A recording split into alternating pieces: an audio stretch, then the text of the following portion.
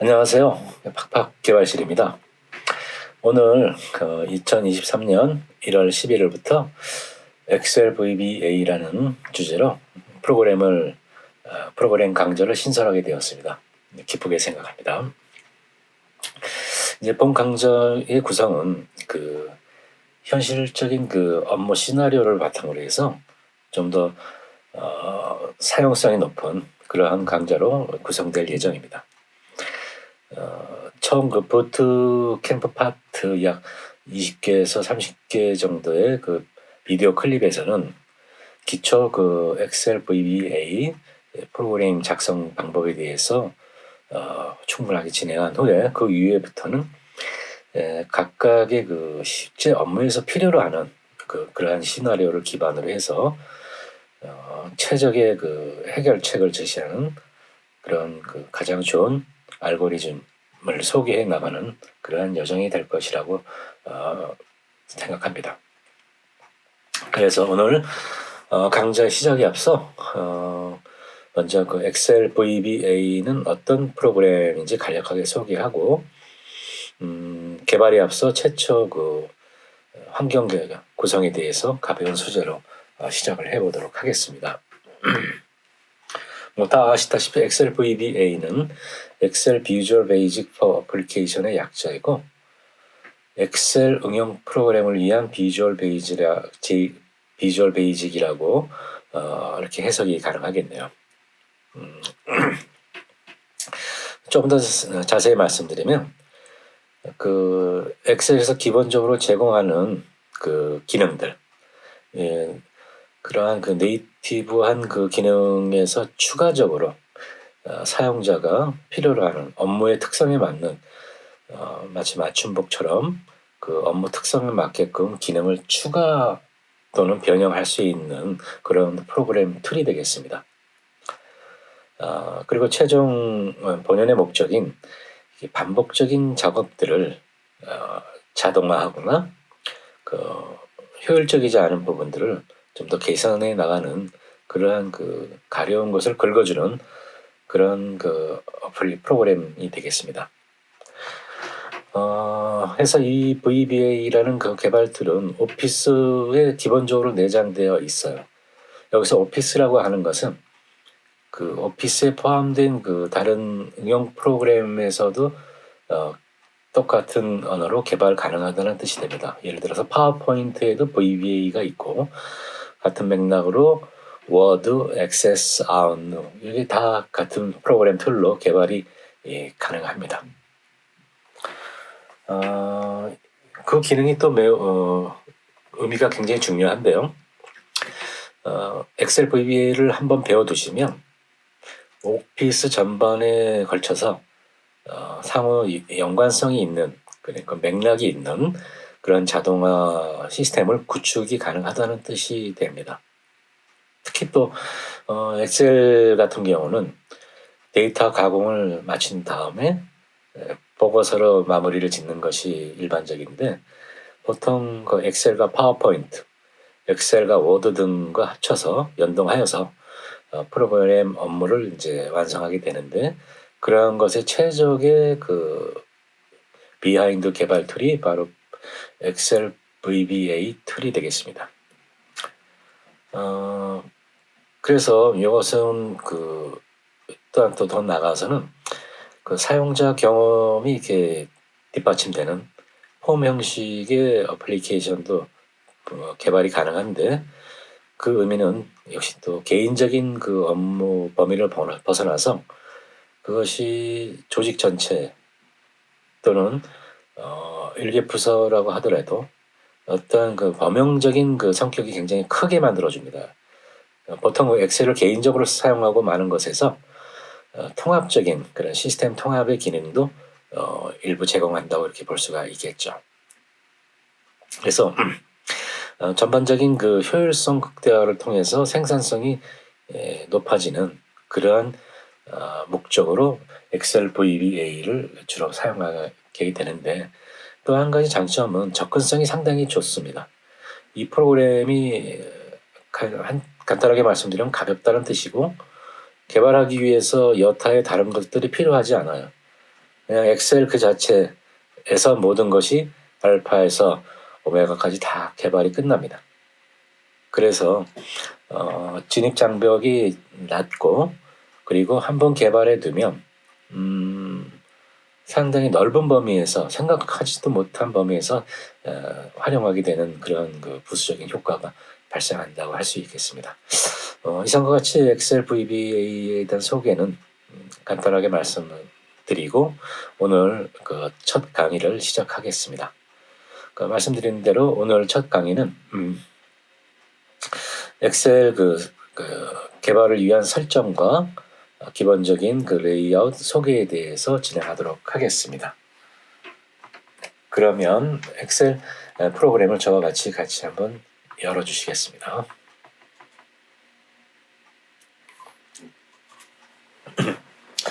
이렇게 엑셀을 여신 후에 보시면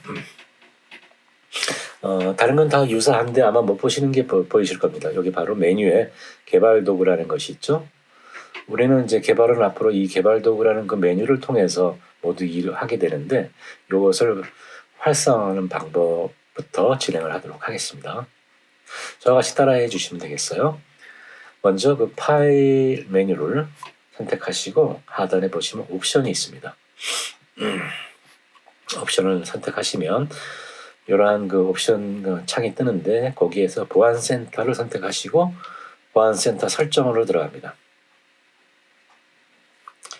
여기에서 우리가 설정할 곳은 세 군데인데 액티브엑스 매크로 제한된 보기 이렇게 되어 있습니다. 먼저 제한된 보기 설정을 해보면 제한된 보기 카테고리에서 보시면 이게 다 아마 체크가 되어 있으실 거예요. 이렇게 이걸 체크를 전부 해제해 주시면 됩니다.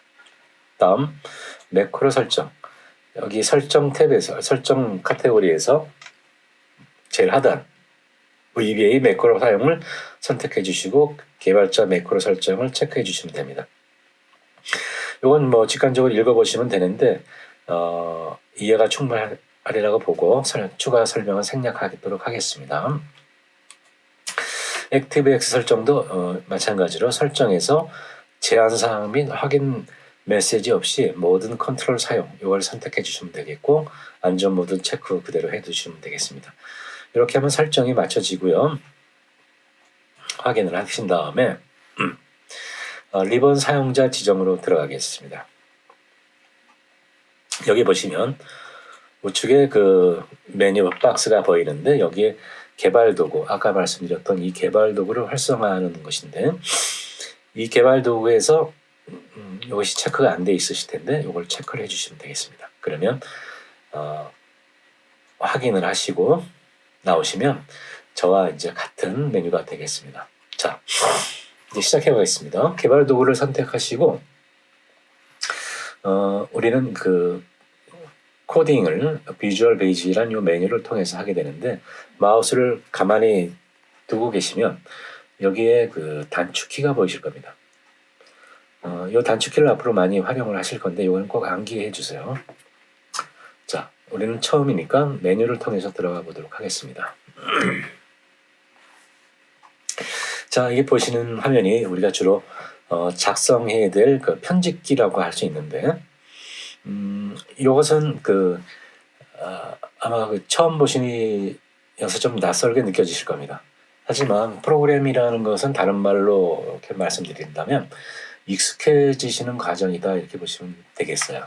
그래서 크게 어려운 부분은 없고 처음 보시기 때문에 좀 낯설다 하는 느낌인데 곧 한두 시간 지나시면 아주 유연하게 사용하실 수가 있어요. 자, 그러면 저와 같이 순서대로 한번 보겠습니다. 여기 보시면 도구 메뉴에 보면 이것이 아마 저와는 좀 다를 겁니다. 이 메뉴는 작업을 위해서 꺼내놓는 게 좋은데 꺼내놓는 방법은 여기 도구 모음에서 우클릭을 하시면 여기 보면 디버그와 편집 메뉴입니다. 그러니까 디버그 도구와 편집 도구를 이렇게 클릭해서 꺼내놓고 이것을 상단으로 이렇게 제목 표시줄을 잡고 끌어서 여기다 이렇게 맞춰 놓습니다. 그러면 저와 같은 화면이 되겠죠. 그 다음 한 가지가 더 남았는데 우리가 코딩을 시작하게 되면 여기 보시는 두 개의 프로젝트 창과 속성 창이 이렇게 보이실 겁니다. 패널이라고 하는데 이 패널은 우리가 본격 코드를 작성하실 때는 닫아놓고 하는 경우가 많이 있어요. 왜냐하면 이렇게 넓게 화면을 좀 사용하기 위해서 그러는데 이것을 다시 꺼낼 때에는 보기에서 프로젝트 탐색기, 속성창 이렇게 두 개의 메뉴를 선택하시면 되는데 역시 말씀드린 대로 이 단축키를 활용하시는 게 가장 좋습니다. 그래서 기본 처음 시간이기 때문에 이 메뉴는 꺼내놓고 작업을 해보도록 하겠습니다. 컨트롤 R을 눌러서 프로젝트 창과 F4를 눌러서 속성 패널을 이렇게 끄집어내 놨습니다. 그리고 모듈을 통해서 우리는 코드를 작성하는데 그 모듈 메뉴는 여기 삽입에 있습니다. 삽입을 보시면 여기 모듈이라는 메뉴가 있는데 이 모듈을 선택하시면 이렇게 모듈 편집기가 나오는데 여기서 이제 우리는 모든 코드를 작성하게 됩니다. 또한 보시면 아시겠지만 이 모듈은 하나만 선택할 수 있는 것이 아니라 복수로 삽입할 수가 있습니다. 그래서 저와 같이 모듈을 하나, 둘 이렇게 선택을 해보시면 모듈 1, 2, 3으로 이렇게 나오게 되는데 이것이 사실은 3개의 편집 화면이 있는 건데 지금은 가려져서 보이지 않는데 이것을 3개를 나란히 볼 수 있는 방법은 메뉴에 창을 클릭을 하시고 수평, 수직, 계단식 이런 식으로 배열을 해서 보실 수가 있는데 수평 배열을 한번 해보겠습니다. 그러면 이렇게 모듈 1, 2, 3가 이렇게 각각의 화면으로 이렇게 보실 수가 있어요. 같은 맥락으로 수직도 가능하고 계단식도 가능하죠. 여기서 이제 코드를 보고서 우리가 2개의 모니터를 사용하듯이 코드를 보면서 코딩을 할 때가 많이 있어요. 그럴 때 유용하게 쓸 수 있는 기능이 되겠습니다. 물론 이 창을 닫으면 이렇게 빈 화면이 보이게 되는데 이거를 다시 활성화할 때는 이 모듈 아이콘에서 더블 클릭을 하게 되면 이렇게 밖으로 나오게 됩니다. 이렇게 최대화할 수도 있고 모듈 2를 꺼내서 창을 클릭하고 수직 배열을 하게 되면 이렇게 2개의 거의 개별적인 코드를 작성하실 수가 있습니다. 자, 오늘은 첫 시간이기 때문에 모듈 2, 3와 2는 제거하도록 하겠습니다. 이렇게 제거할 때 이러한 확인 메시지 창이 나오는데 이거는 코드를 많이 작성을 한 후에 무심결에 실수로 삭제한 것을 삭제 시 복원하기 위한 백업 작성이라고 보시면 되겠습니다. 우리는 작성한 게 없으니까 아니오를 하겠습니다. 모듈 2 역시 제거하도록 할게요. 자, 모듈 1을 다시 더블 클릭해서 편집기 화면을 보도록 하겠습니다. 자, 여기서 이 코드는 따라하지 마세요. 제가 여기서는 이제 마지막 남은 환경 설정을 위해서 예제 코드를 작성하겠습니다.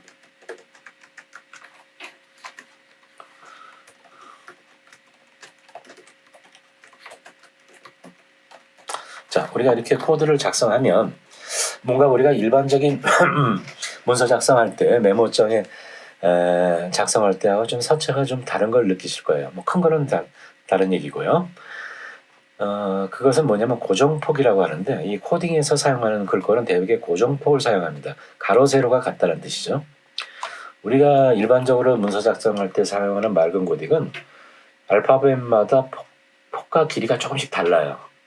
그래서 이 코딩할 때는 적당하지 않은데 이유를 말씀드리면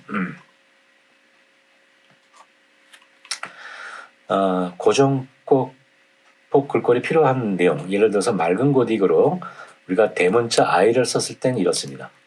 그런데 소문자 L을 써도 이렇게 생겼어요. 거의 구분이 안 되죠. 즉 이걸 2개를 연달아 써도 높낮이만 약간 틀리지 거의 구분을 하기는 어려울 거예요. 맥락 없이 여러 하나의 단어로 있을 때는 대충 유추가 가능하지만 이렇게 하나만 썼을 때는 전혀 구분이 안 되는 문제점이 있어요. 다만 단 그런 거에 반해서 이런 고정폭 글꼴에서는 제가 써볼게요. 이것이 대문자 I입니다. 그리고 이것이 소문자 L이에요. 어떻습니까? 구분이 되시죠? 구분이 안 되신다고요? 아무튼 이런 식으로 고정폭 글꼴은 이러한 그 코딩을 작성할 때 어떤 그 변별력을 증대시키고 가독성을 상당히 증대시킵니다. 그래서 보통 우리가 사용하는 것이 이 콘솔라스라고 하는 이 폰트를 많이 주로 사용을 하게 되는데 고정폭 글꼴은 몇 가지가 있어요.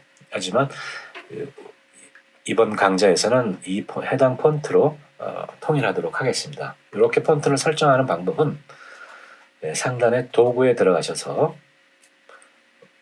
옵션을 클릭을 해보시면 됩니다. 이제 폰트 설정하기에 앞서 먼저 코딩의 환경 설정 하나를 더 설정한다면 여기 코드 설정에서 저와 같이 해주시면 되겠습니다. 자동 구문 검사는 체크를 해제해 주시고 변수 선언 요구가 아마 체크가 빠져 있을 텐데 체크를 해주시면 돼요. 그리고 나머지 다 똑같이 해주시면 됩니다. 탭 너비도 4로 해주시고 변수 선언 요구는 이것을 하게 되면 모듈을 작성할 때 이 상단에 이러한 문장이 이제 기재가 되면서 꼭 변수를 선언해야만 된다는 규칙을 선언해 준 것과 같습니다. 더 자세한 거는 코드를 작성해 나가면서 자세한 설명을 드리도록 하겠습니다. 자, 제가 아까 말씀드렸던 그 폰트 설정은 편집기 형식에서 설정할 수가 있는데요. 1번 텍스트를 선택하시고 글꼴에 콘솔라스를 선택하시면 됩니다. 이 콘솔라스 서체에는 옆에 여러 가지 나라가 이렇게 적혀 있는 게 있는데 꼭 영어로 된 걸 선택해 주시면 됩니다. 여기서 선택하실 때 콘솔라스라고 이렇게 하시면 해당 폰트만 쭉 나옵니다. 여기서 영어를 선택해 주시고 크기는 저는 강좌를 위해서 16으로 이렇게 설정을 해놨는데요. 실제 코딩을 하실 때는 가장 많이 보편적인 서체 크기는 11에서 14 사이입니다. 그래서 권장하는 거는 그 13 정도가 이게 권장을 합니다. 그래서 취향이니까 아무튼 여러 가지 서체 크기를 보시고 가장 오랫동안 코딩을 하면서 가장 불편한 게 없는 그런 크기를 선택을 해주시면 되겠습니다. 그렇게 해서 확인을 하고 나오시면 이제 본격적인 코딩을 하기 위한 준비는 모두 마쳤다고 볼 수가 있습니다. 다음 시간부터는 본격적으로 필요하다고 하는 부분부터 강좌를 약 20여에 걸쳐서 기초 강좌를 이제 진행하는 방식으로 진행하도록 이렇게 하겠습니다. 지금 이 코드는 작성하신 분을 위해서 한번 실행을 해보도록 하겠는데요. 실제로 작성을 해보시고 저와 같이 작성을 해보시고 이것을 실행하는 방법은 알려드릴게요. 이 코드를 실행할 때는 이 서버 엔드 서버에서 요 프로시저를 실행하겠다면 요 안에다가 마우스를 클릭을 하나 해두시고 여기 보시면 플레이 버튼 같은 것이 있습니다. 이것을 클릭하시거나 단축키 F5를 누르시면 실행이 됩니다. 이 코드는 무엇을 실행하느냐면 우리가 그 메시지 박스라는 것을 실행하라는 코드입니다. 그러니까 엑셀 시트 위에 메시지 박스가 실행돼서 나타날 겁니다. 자, 실행을 해볼게요. 자, 하게 되면 자 이렇게 메시지 박스 창이 이렇게 나오게 됩니다. 자, 헬로 월드라고 나왔죠? 이제 확인하고 나오시면 프로시저가 끝나게 됩니다. 이와 같이 하나하나의 그 프로시저를 작성해 나가면서 업무 자동화하는 파트를 하나씩 그 다음 시간부터 구해 나가도록 하겠습니다. 첫 시간 강좌를 들어주셔서 감사드리고요. 다음 시간에 뵙도록 하겠습니다. 감사합니다.